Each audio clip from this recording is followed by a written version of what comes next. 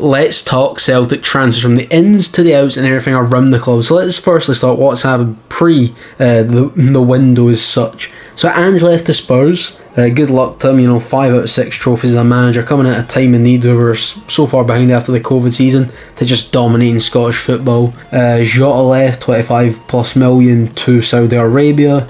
Can't turn down near 200,000 a week. It'd be silly not to take that money. And then Moy retired, so 3 big moments, especially Ange and Jota, but Moy also at a point did help us a lot, especially developing Matt O'Reilly. I'd say I think Matt O'Reilly has probably learnt a fair bit from the Australian. And then into the ins. So goalkeepers where I'm going to start. I love Joe. I defend Joe Hart all the time on social media, or at least when people are doing unfair criticism of him. But I would like to see Tenas, the Barca B goalkeeper who's now a free agent. I've said this for a few weeks, however his popularity has went up since the under-21 tournament, I believe. Alternatively, Lajkovic, I believe it is, I might pronounce that wrong, the Dinamo Zagreb goalkeeper, European experience in the Champions League, Europa League, World Cup, he's done it on the big stage. They are the two I'd like to see. €6 million apparently for the Dinamo Zagreb keeper, from what I could see when he was linked to Fiorentina. So one of the two I'd very much like to see. Defensively, I'd like to see a lot of backups. I think getting improvement on the starting 11 is maybe unrealistic for Scottish football. I'm very much a realist here.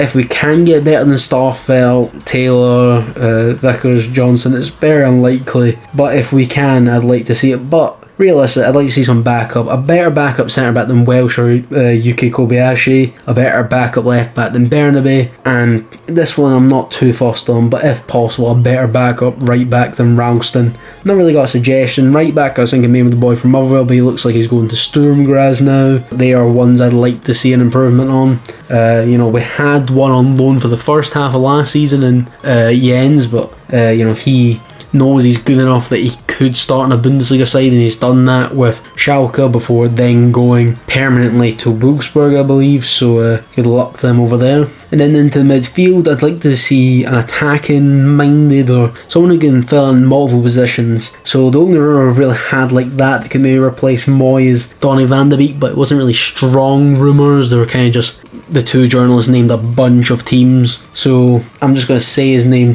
for the sake of it.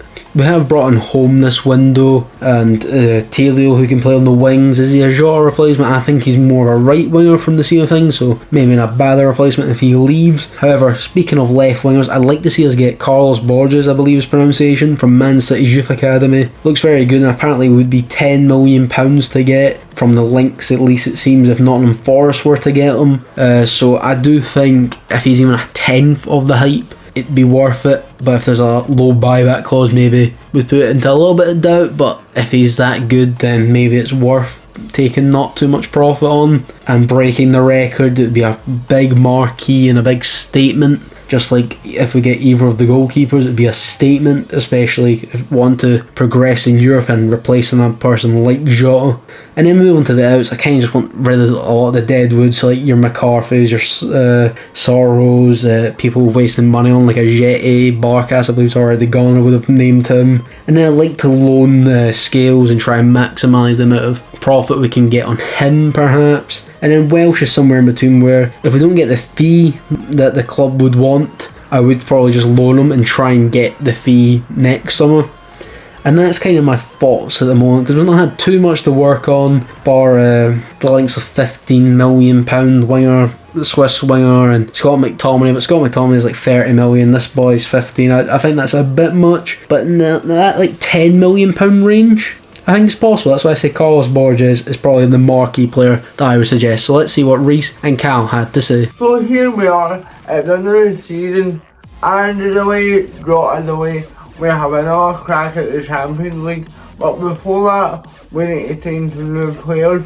So here's some players that I would like to see Celtic sign. So up first, the absolute no-brainer of this signing is Dominic Livakovic. He's 28 years old, he's had experience in the Champions League, and he got third in the World Cup. He's valued at 12 million, but I believe we can get him for 8, and I think it's a great investment to have a solid keeper like that for the next 3-4 years.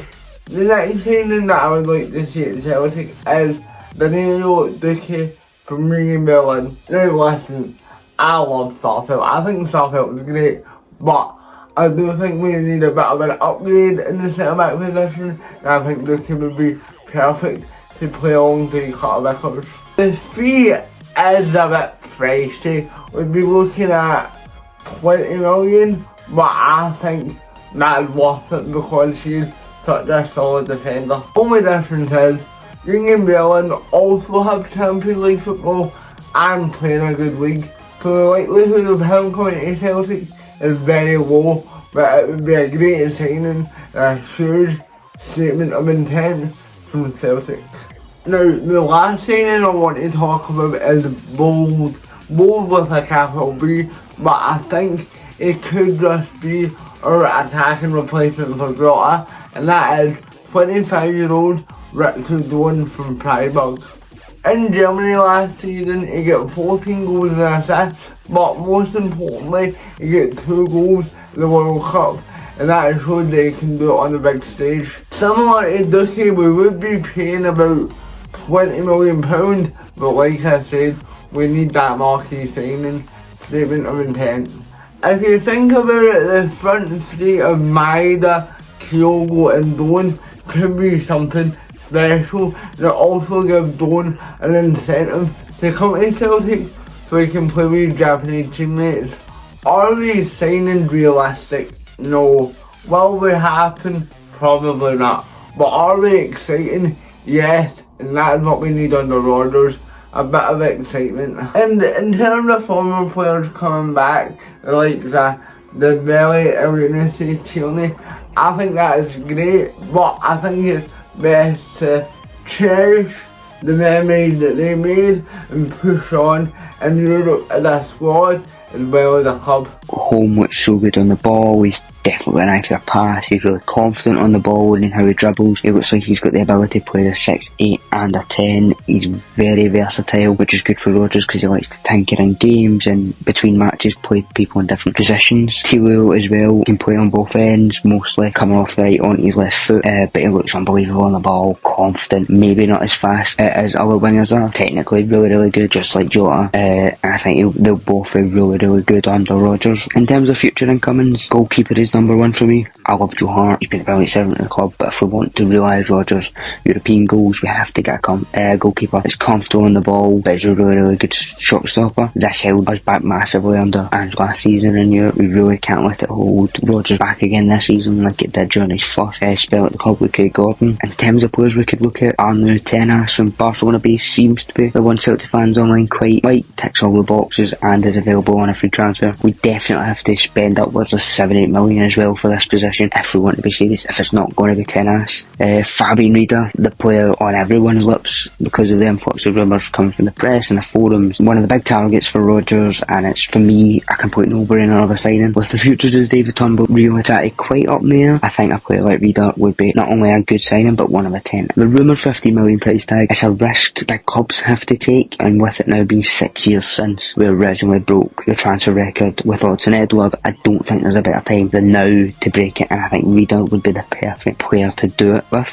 Left back and centre backs are the other positions we have to look at. Greg Taylor, Kyle Mustafa and Cameron Carter-Vickers have been massive under Ange Postecoglou in his last 2 seasons. However, the depth in these positions are very shaky. Yuki Kobayashi and Bernabé haven't massively been convincing at the level that we need, and this makes me think that this has to be a priority position, bringing in depth that will challenge CCV and Starfelt for starting positions. Finally, on the outgoings, James McCarthy, although he's provided really good memes, definitely time of cut our losses with him. I think David Turnbull probably has to be moved on, seeing his confidence in his game time start to slip away, and I think for the best of his career we should look to move on. I think we could get a good price, and no doubt some club down south would look to pay a decent bit for him. Ayeti, Sorrell, Mikey Johnson, Stephen Welsh, Lee Scales are all deadwood. They're nowhere near the levels we need for what we want to do this season under Rodgers, and I think they should be moved on for the better of their careers and the better of the wages and the money we could maybe make from them. Thanks for watching, I'll see you guys next time. Goodbye.